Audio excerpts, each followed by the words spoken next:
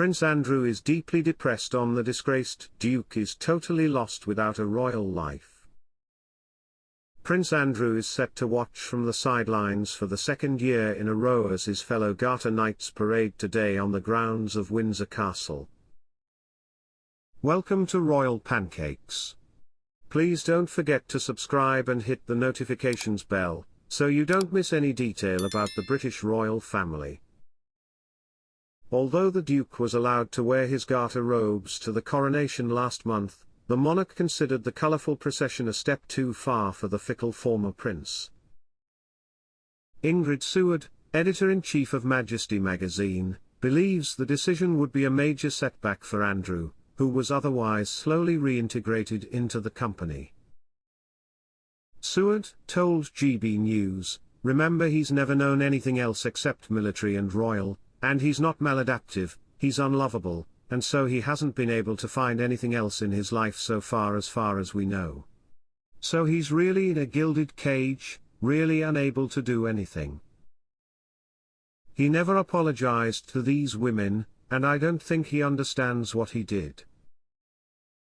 I think he's completely lost, and I'm sure he's probably very depressed, especially seeing all his family riding in trooping on a Saturday when he was doing the same thing only a few years ago." Prince Andrew has been pressured to step down as a public royal in 2019 over his affiliations with convicted paedophile Jeffrey Epstein. The Duke was stripped of his military titles, royal patronage, and suffix of Royal Highness. An alleged victim, Virginia Roberts Giuffre, claimed she was forced to have sex with the prince when she was 17 while he was a guest of Epstein and Ghislaine Maxwell.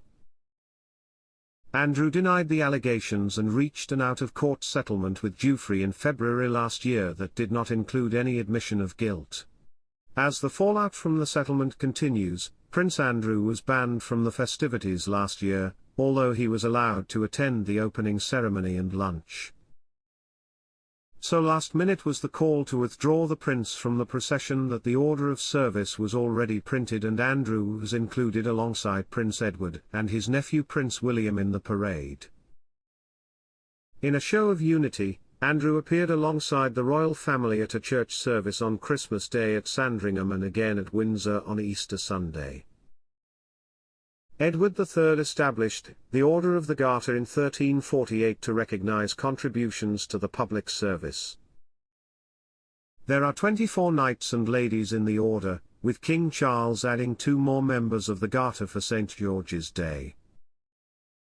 Speaking of the additions on GB News, Nigel Farage raised eyebrows at the fact that both the additions were former EU commissioners, and referred to Baroness Ashton as a well-married long-term campaigner for nuclear disarmament.